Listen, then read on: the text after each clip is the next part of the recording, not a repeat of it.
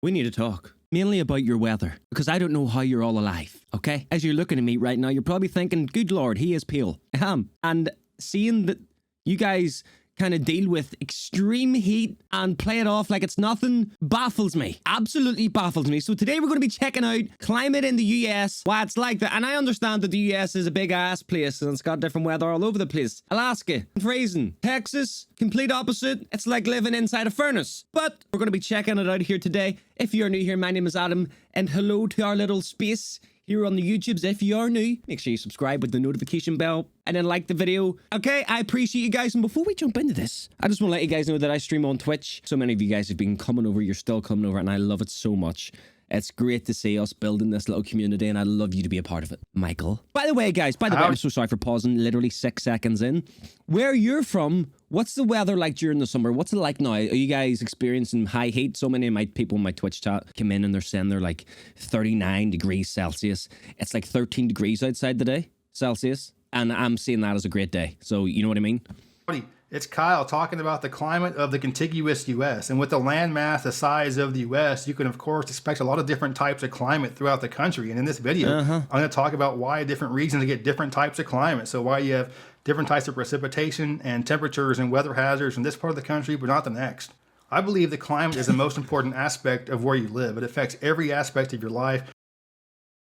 What the fuck is going on here, man? I believe the climate is the most important aspect of where you live. It affects every aspect of your life. True. What you're going to be able to do that day, what you're wearing that day. Of course, you go out and talk to somebody randomly on the street. The first thing you're going to talk about is the weather because it's just so important. So in this video, I'm going to answer the question, why is the climate like that?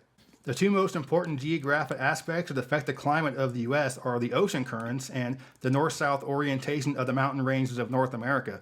And the combination of these two aspects are what leads to the vast array of different climate types throughout the country. What about the sun? In the northern hemisphere, the ocean currents move in a clockwise direction. So that's why along the East Coast or the Gulf Coast, you have very warm water because it's being brought up from the tropical areas, as opposed to the West Coast where the water is significantly colder because it's being brought down from Alaska. So you can be as far south as San Diego, and the ocean temperatures are going to be in the 60s. And up around San Francisco. Hey, I'm just going to say something, guys. So this is me over here. That's the red arrow for warm water. Yo, I'm just going to say straight off the bat, if our water is warm, I would not like to experience what cold water is because I'm telling you right now, I know what warm means. Our water is not warm, man. Temperatures are going to be in the 50s. So that's pretty chilly. Compare that to, say, the Carolinas, where the ocean temperature is going to be in the 70s. And Florida and South Texas, where the ocean temperature is going to be in the 80s. So it's going to be a lot warmer on the East Coast and the Gulf Coast. And you can go as far north as New York and New Jersey, and the ocean temperatures are still pretty pleasant. I'm going to begin discussing the different climates in the U.S. by starting from the west and moving east, because in the mid-latitudes here in North America, we're in a westerly wind belt. So that's the way that the weather generally moves. The coastal areas of southern and central California are generally considered to have the best climate in the world. Well, why is that? Why is the weather so much nicer in California than other places? Well, in the westerly wind belt, all of the weather affecting California is coming directly from the Pacific Ocean. And with that water being so cold, during the summertime, it really has a moderating effect on the land. So it doesn't really get that terribly hot because you just have this cold ocean breeze always affecting the land, which keeps it much more moderate.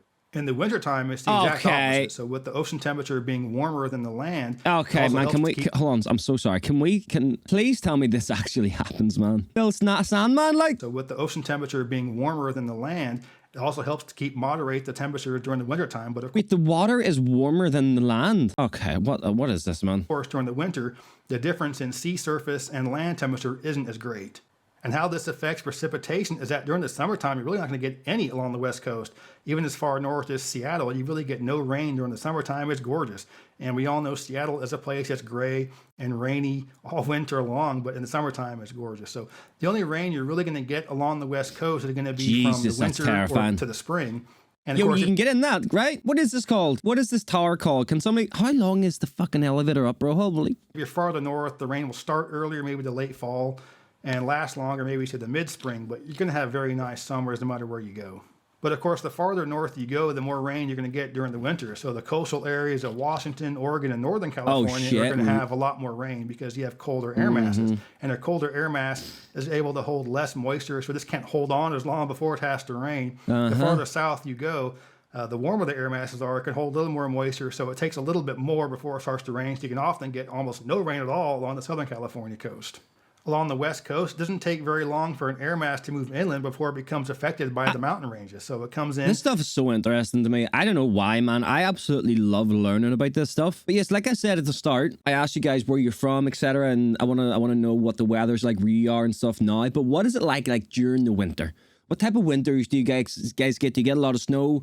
Do you get sun? Do you get a lot of rain? Let me know. I want to know some stories. I want to know you. I want to know your life. And immediately hits the coastal ranges. And as it does, it has to rise. And as it rises, it cools, it condenses, and colder air can hold less moisture. So it just dumps all that rain or snow along the western slopes or the windward side of the mountains.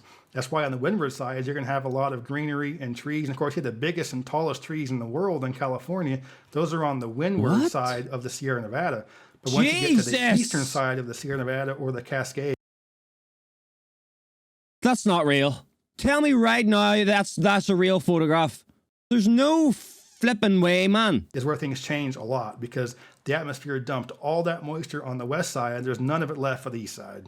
Once you get to the eastern slopes of the Cascades and the Sierra Nevada is where you start to get into deserts. There's very little vegetation at all, and what you do have is usually xerophytic, kind of like cacti. It just doesn't need very much water at all, has very deep roots to get to the very limited water there is.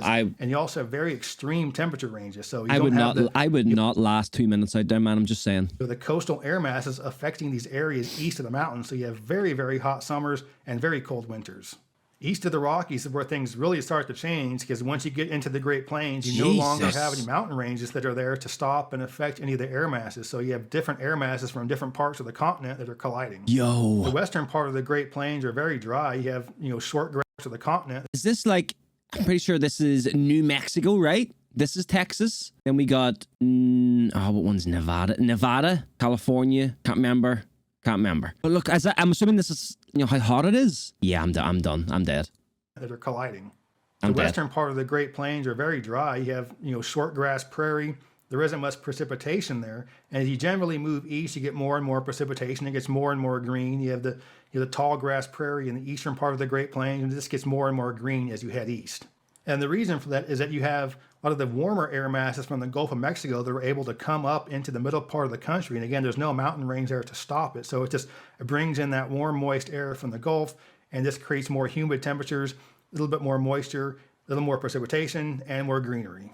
But having no mountain ranges there also allows the really cold, dry air masses from Canada and the polar areas to come into the middle part of the country giving us cold weather, bro. You have these really cold, dry air masses from the north mixing with these warm, moist air masses from the Gulf of Mexico, and they collide right in the middle of the country. And when these two collide, if the differences in temperature are great, you can get a really strong storm. And so the greater the temperature difference, the greater the pressure differences between the two, the stronger the storm's going to be. And of course, in the Great Plains, this is where you get giant thunderstorms. And you got these, these giant air masses that collide. You got these really warm ones mixing with these really cold ones. Makes the air very unstable. Makes it really exciting from an atmospheric standpoint, but can create pretty severe storms, including tornadoes. No. Back in 2011, there was a huge tornado outbreak in the southeast, and there was a tornado that hit just a few miles from our house, and it was a small tornado, if you can really even use that term. It was an EF0, but I'm sitting on the back porch, and it was kind of cold and dry.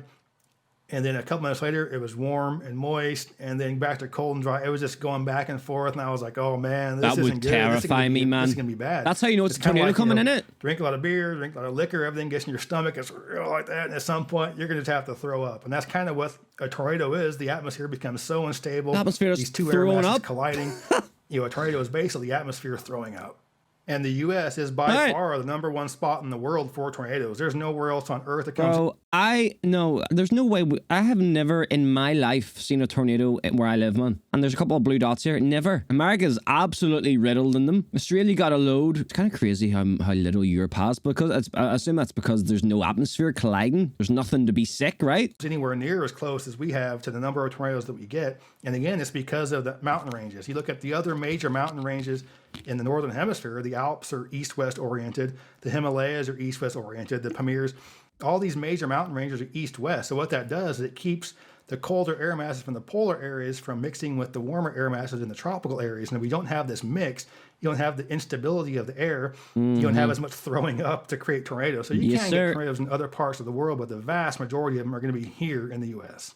Just this century, what's considered Tornado Alley has changed a little bit. It used to be almost exclusively the Great Plains, as far north as the Dakotas or Nebraska. This shifted a little more south and east to where Mississippi and Alabama are just as bad as Oklahoma and Texas in terms of tornadoes. And it can be more the red dots or the red lines are EF, or the purple ones are EF5, red are 4. Good God, what happened here, man? Yo, any around here? Risk in the southeast actually, because a lot less people have basements for protection, and a lot more folks live in mobile homes. So in the Midwest, people are more used to these big. What if the tornado alley is slowly shifting, and it shifts to the place where houses don't have a standard basement? That's a lot of bad news. That is bad news. You're gonna get that. They're gonna have to get them basements cut in, man. Tornadoes, and they have more likely to have a basement and are less likely to live in a mobile home, so the risk isn't quite as there. So it's been pretty bad in Mississippi and Alabama in recent years, and it's only going to probably get worse.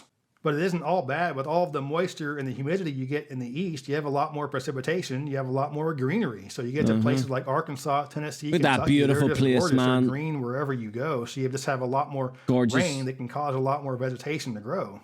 And once you get to the Gulf Coast or the Southeast, you have that really high humidity to go along with the very high temperatures, which makes summers almost unbearable at times. What is that? You can't always use the measurement relative humidity to determine just how uncomfortable it's going to be during the summertime, because technically San Francisco is one of the most humid cities in the country, but because it's usually in the 50s and 60s area, you don't notice it as much, as opposed to, say, New Orleans, which might not actually be as humid as San Francisco, but it'll sure feel like it is.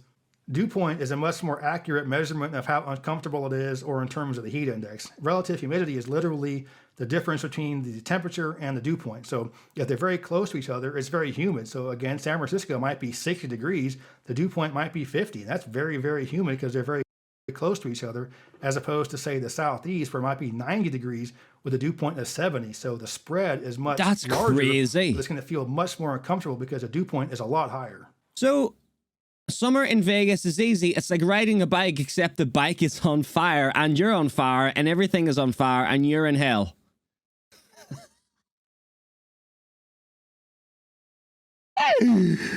Yeah, that sounds amazing, man. That sounds absolutely amazing. Like, I don't think I really understand, and I obviously don't understand because I've never been there. I've never been to one of these really hot places, so I can't really compare. All I can do is laugh it off, and thank God that I don't have to experience that, because I don't think I could cope. If I moved from where I live to the US, I'm dead in a week, man. Dakota, and you won't have that much snow. There might be a light dusting while it's minus 25 degrees, as opposed to, say, Boston, where you might have a foot of snow, even though it's a toasty 12 degrees. And then you have lake effect snow, which is literally how it sounds. It's snow that's affected by the giant lakes. What happens during the wintertime is, the air is moving from west to east, and it's going across these giant lakes. And during the wintertime, even though the water is very cold, it's still warmer than the land. So it's relatively warm air masses. That's pretty cool. I did not know that. And it says hauling, going across these lakes. There's no friction at all, nothing slowing them down. And all of a sudden, hits the land. The land is much colder.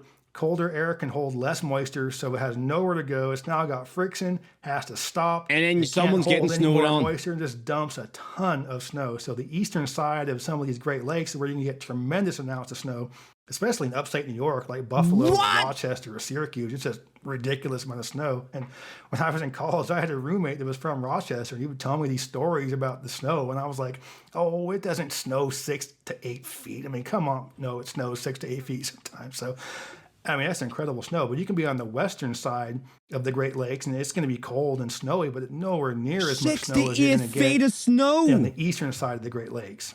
And you might be wondering why you get so much more snow in upstate New York, even though Lake Erie and Ontario are a lot smaller than Lake Michigan. Why don't you have as much lake effect snow on the eastern shores of Lake Michigan? Well, Michigan's a north-south oriented lake. It's not that terribly wide east-west, whereas Erie and Ontario are east-west oriented lakes. That's There's much more distance for the air masses to cross, more time for it to pick up speed, pick up more moisture, and it just gives it more moisture, more snow to dump on the eastern shores of Lake Erie. So it's because of these warmer. It's because of the warmer waters in these lakes that's causing the snow then. Oh my God, that's a madness. I did not know that. But the summers in the Midwest are going to be nicer than the summers in the Northeast because, again, with it being less moisture, it's less humid, and just more pleasant during the summer. You can be as far northeast as New York City, and it might as well be Georgia in August because it's just so hot and humid. So you have a little bit less pleasant summers in the Northeast as opposed to the Midwest. You have a lot more snow. It's not quite as cold. The upper Midwest gets way colder and way windier, not quite as much snow, better summers. So 6 of one, half dozen of the other. Either way, winters are going to suck. So that's just a real quick overview of the climate of the contiguous U.S. And of course, there are a lot more details and nuances than that, but I just wanted to go over some of the basics. And wherever you're going to live in the country, you're going to have to put up some kind of crappy weather at some point or another. I mean, with the exception of the coastal areas of Southern California. I mean, it's going to be try living here, man. At some point in the year. So it comes down to what you are willing to put up with. Big snow, fucking great heavy winds, all year, hot and humid summers, high temperatures in the desert, lots of rain during the winter, severe thunderstorms, hurricanes, whatever you're going to able to tolerate, you have to tolerate. So guys, yeah, like I said at the start of the video, tell me a bit about where you're from. Tell me a bit about like the weather where you are. I want to know, I want to learn. I'm really interested in this sort of stuff. Guys, thank you for watching. I really appreciate it. Before you go, remember to leave a like, remember to subscribe. I'd appreciate it. And if you want to check out more exclusive content that isn't here on the YouTube, I upload on Patreon too. There's also a link in the pinned comment. It's up to you guys whether you want to go and support that. It's up to you. But either way, thank you for watching and getting to this point of the video. I appreciate you. You go have yourself some fun.